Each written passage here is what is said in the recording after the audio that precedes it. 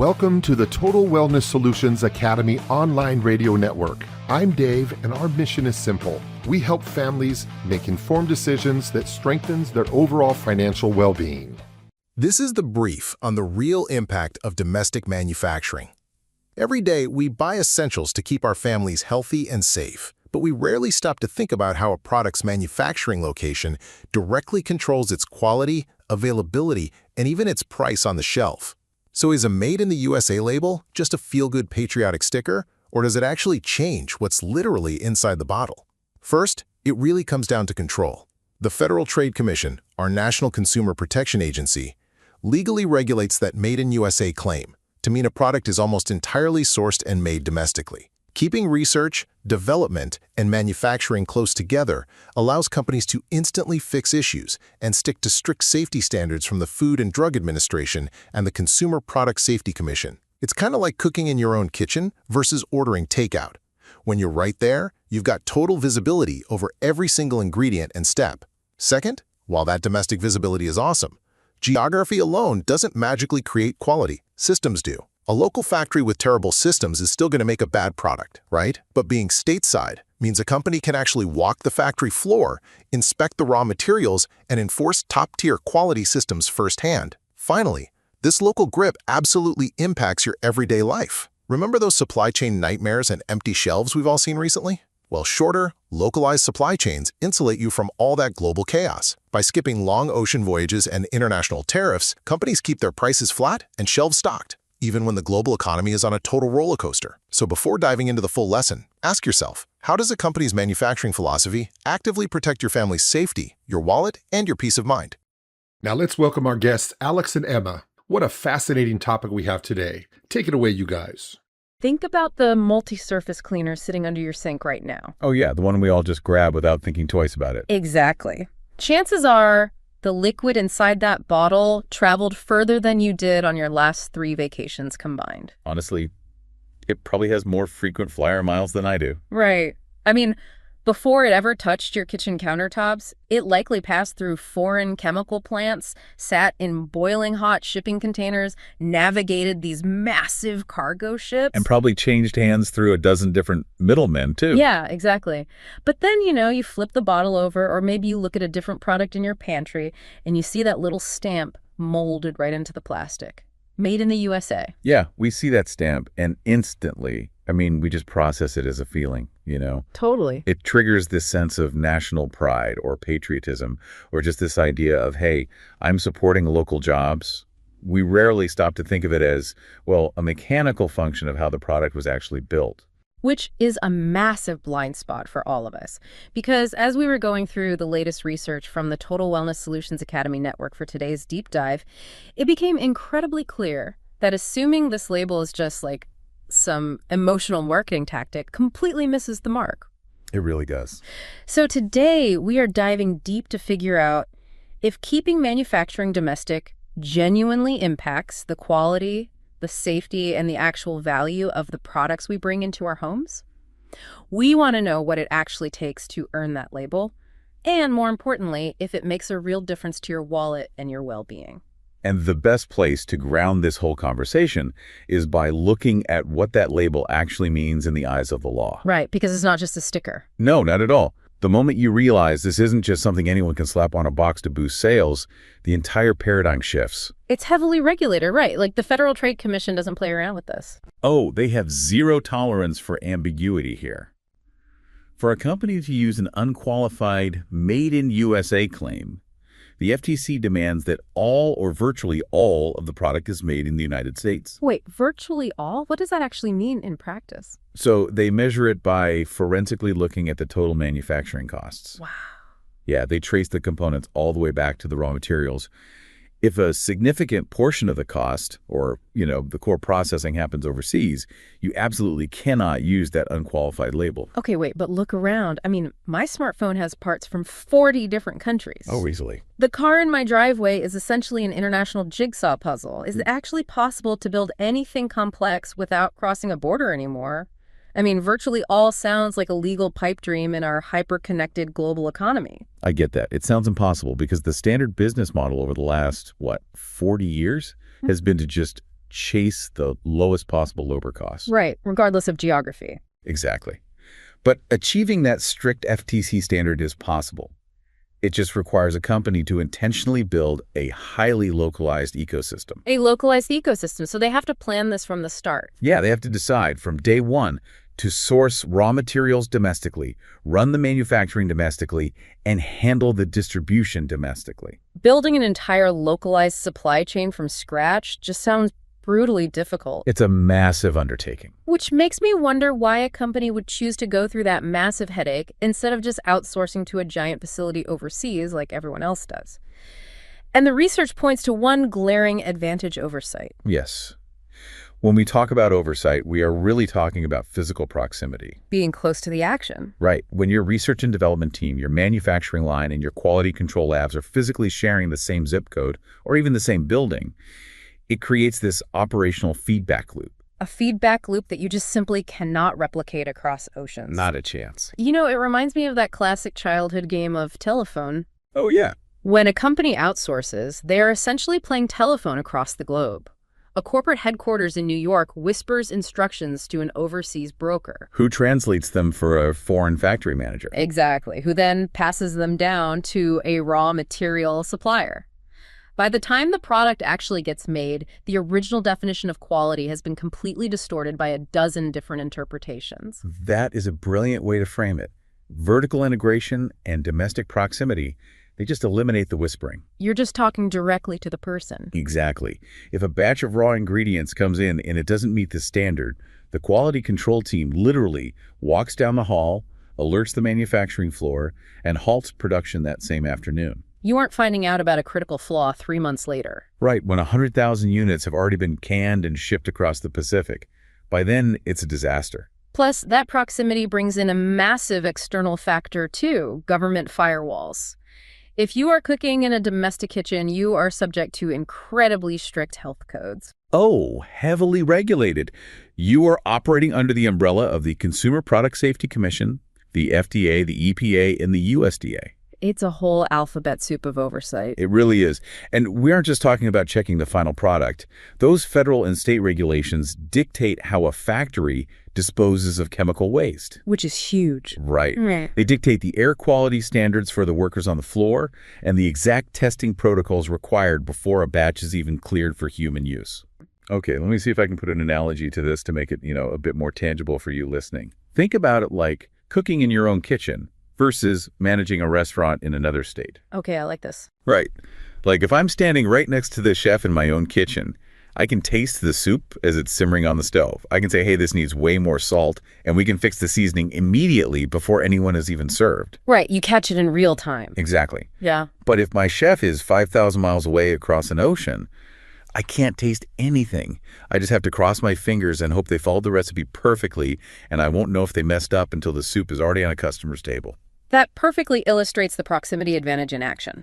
When your manufacturing system is domestic and close by, you can inspect products constantly during the actual building steps. So you're tasting the soup on the factory floor? Yes. If a machine calibration is slightly off and causing a subtle manufacturing defect, or if there's a design issue with a new batch of plastic, your teams spot it and fix it almost instantly. Because they're right there. You aren't waiting for a massive shipping container to arrive in California 3 months later, only to realize an entire production run of 10,000 units is completely flawed. Which happens all the time in global manufacturing, by the way. With proximity, you have face-to-face communication with the workers on the floor to ensure protocols are actually being followed. And you also gain a much better raw material traceability. A traceability meaning knowing exactly where this stuff comes from. Right. It's significantly easier to trace exactly where your raw materials are sourced and actually hold those specific suppliers accountable when those suppliers are local, rather than having them scattered across completely different legal jurisdictions on, global trade routes. Okay, I see the appeal. Yeah. Domestic manufacturing gives companies closer, direct control over those systems. Okay. When your research and development team, your manufacturing floor, and your quality control inspectors are physically closer to each other, you remove the friction of distance. Ah, okay. So it's the difference between working in the same room as your project team versus working with a team across 12 different time zones. Exactly. I mean, I've been in situations where you send an email on a Friday afternoon to a vendor overseas, and there's a tiny misunderstanding in the design specs. I know where this is going. Yeah, and because of the time delay, a whole week is lost and an entire batch of work is just ruined. Yes. So there is this entire layered framework of federal accountability just baked right into the environment itself. Exactly. But this brings up a massive friction point for me. If you have ultimate internal control, domestic labor, and stringent environmental compliance, all of that equals overhead. It does. It costs money. The common wisdom is that companies go overseas to make things cheap for the consumer. How does domestic manufacturing not just price regular families out of the market entirely? Well, to understand the illusion of cheap overseas production, we really just have to look at the visceral reality of the 2020 pandemic. Oh man, don't remind me. Right. The global supply chain didn't just bend during that time, it completely fractured. Everyone remembers the panic of empty shelves. You couldn't find anything. But behind the scenes, it was a logistical nightmare for these companies. We saw massive cargo ships stacked up outside the port of Los Angeles for weeks, completely unable to unload. Just floating warehouses, basically. Yeah, and those bottlenecks triggered an astronomical spike in hidden costs. Ocean freight rates didn't just inch up. I mean, in some cases, the cost to move a single shipping container quadrupled. Quadrupled! That's insane. Then you factor in port congestion fees, skyrocketing import tariffs, and wild currency fluctuations. Suddenly, that quote-unquote cheap product manufactured overseas is absorbing thousands of dollars in logistical taxes before it even hits a warehouse. So a localized domestic supply chain insulates a company from all of that international chaos. Completely. They might pay more for labor in the U.S., but they aren't paying to park a cargo ship off the coast for 2 months while they wait for a dock. Exactly. They balance those higher local labor costs by simply avoiding the international logistical toll roads. You're listening to the Total Wellness Solutions Academy. We'll return to today's discussion in just a moment. If you're just joining us, thank you for listening. Stay with us as Alex and Emma continue today's conversation right here on the Total Wellness Solutions streaming audio network. Many domestic companies reinvest what they save on shipping into smart factory automation. Oh, so making their home operations incredibly efficient. Yes. When you factor in the total cost of delivery, the freight, the tariffs, and the massive risk of having literally nothing to sell because your inventory is stuck in a boat, the localized model becomes surprisingly competitive. Which connects directly to what I see as the ultimate hidden theme across all the artifacts we reviewed today from the Academy Network. Geography is just the tool. The actual goal is control. Control over the systems. Yeah. Because let's be intellectually honest here, an overseas factory can produce an excellent product, and a domestic factory can produce absolute garbage. True. Yeah, bad factory is a bad factory. Right. The geography itself isn't magic. Quality depends entirely on the rigorous systems a company implements. But keeping those operations domestic is what gives a company the ability to actively govern those systems. Yes, it's all about traceability. With a localized supply chain, you can trace a bottle of lotion all the way back to the specific field where the raw ingredients were harvested. You actually hold your suppliers accountable because you know who they are. You could drive out and meet them. Exactly. That is the textbook definition of vertical integration. Instead of auctioning off your product development to the lowest international bidder, you own the entire process. You dictate everything. You decide the chemistry, you pour it into the bottle, and you manage exactly how it gets to the front porch. Okay, so we need to ground these abstract concepts, vertical integration and supply chain resilience, into something tangible for you listening. Because the research provided a fascinating case study of a privately owned wellness company that perfectly illustrates how this works in the real world. They really are an incredible example to dissect. Yeah. So this specific manufacturer was established in 1985, and they are headquartered in Idaho Falls. So they're quite literally surrounded by nature, right near Yellowstone. Not your typical corporate high-rise. Not at all. And we should establish their scale, because this isn't some boutique farmer's market operation we're talking about here. No, this is massive. Right. This company generates over $2 billion in annual worldwide sales, and they operate 100% debt-free. Which is almost unheard of in modern corporate finance. Most companies leverage debt constantly. Oh, absolutely. But looking at this company, Melaleuca is the manufacturer we're talking about, what really stands out is how they leverage that debt-free vertical integration to completely dictate their safety protocols. That's the key. Because they aren't relying on a third-party white label manufacturer, they can just flat out refuse to use cheap, toxic fillers. Their cleaning products are plant-derived and biodegradable. Which is huge. Yeah. They systematically exclude chlorine bleach, ammonia, phosphates, phthalates, parabens, and formaldehyde from their formulas, just entirely. And the downstream effect of that systemic control is a safety record that is, frankly, staggering. In their entire history, going all the way back to 1985, they have never had to pay an insurance claim for a product harming a consumer. Wait, never? Never.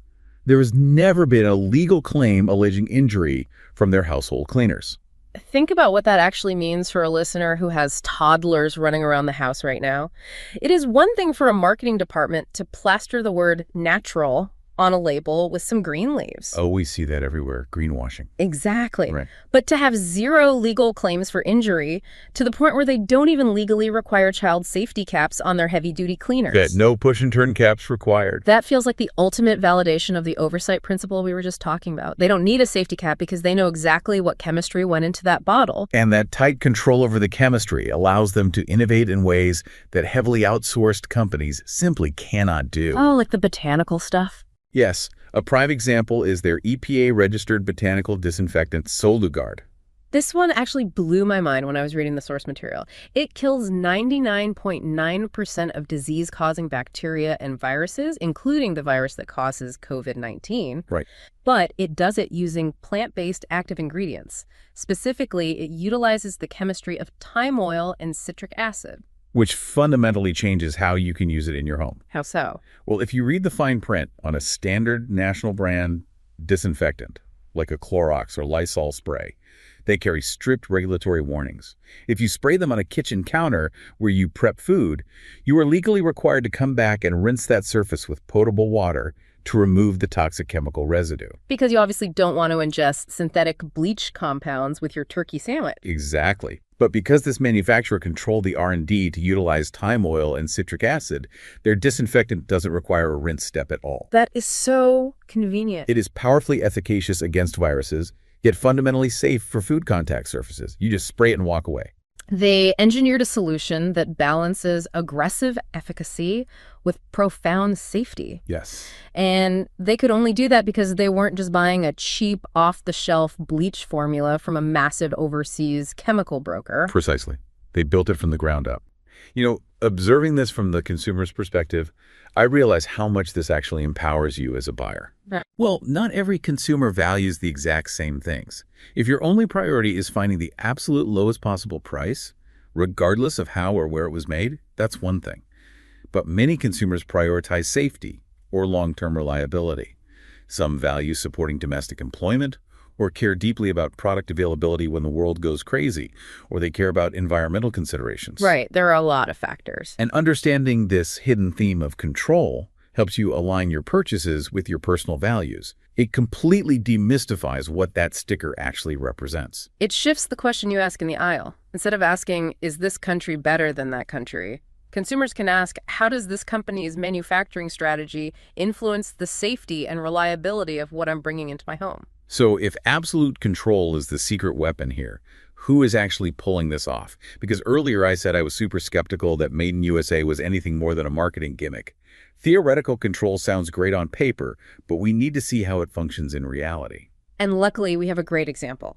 Yes, our source materials provided a detailed, real-world case study for us to look at. A company called Melaleuca. And I want to be super clear to everyone listening.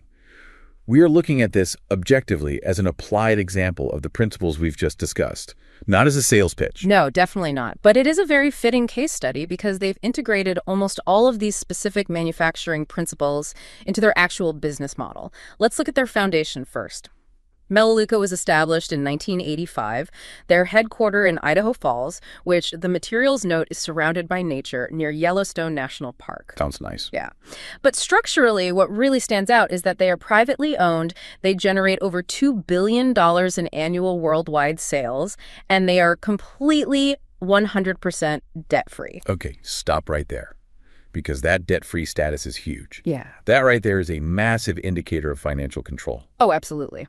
Because if you have a mountain of corporate debt, you have outside shareholders and banks constantly demanding that you squeeze out every single penny of profit. And that's usually what forces a company to offshore their manufacturing to chase cheaper labor in the first place. Right, the pressure to cut corners. By being debt-free, Melaleuca removes that external pressure entirely, which mathematically allows them to absorb those local labor costs and keep their manufacturing in the U.S. They've insulated themselves from Wall Street pressures. You're listening to the Total Wellness Solutions Academy. We'll return to today's final segment in just a moment. Thank you for joining our broadcast. We hope you found this conversation informative, thought-provoking, and worthwhile. Be sure to follow our broadcast and let us know if you have any questions or suggestions for future topics.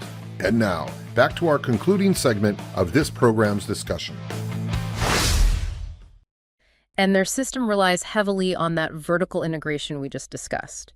They utilize U.S.-based manufacturing facilities, and then they use regional U.S. distribution centers to ship directly to consumers throughout North America. So it's a logistics model similar to what you might expect from like an Amazon or a Walmart.com, but with those distinct oversight advantages because they actually manufacture the products they're shipping. Exactly. And we can actually test our earlier theory about pricing stability using their data. Oh, the pandemic data. Yes. The research notes that since 2020, during that massive post-pandemic inflation boom, many comparable consumer products experienced price increases of 20 to 30%. Yeah, we've all felt that at the grocery store checkout. It's been painful. Very painful. But Melaleuca's U.S.-made products only increased by 5 to 10% during that exact same period. Wow. Okay, but we have to address the elephant in the room here. We're talking about premium plant-derived ingredients, cutting-edge botanical chemistry, domestic labor, and intense quality control. The math says this should cost an absolute fortune at checkout. Right, it sounds like a luxury item. Yeah, how are they not pricing themselves out of the everyday market? That brings us to how they engineer their distribution. The business model itself acts as a massive cost-saving mechanism. Oh. Instead of selling through traditional big-box grocery stores, which, they take a huge cut of the profit for shelf space, they utilize the direct-to-consumer membership model with a highly efficient regional U.S. distribution network. So they completely bypass the retail middleman? Exactly. And because they control how the product goes from their warehouse directly to your doorstep, they can completely reimagine the packaging. Like the concentration? Yes. The most brilliant example of this is how they concentrate their products. Take their laundry detergent, Melipower. It is formulated as a 9X concentrate.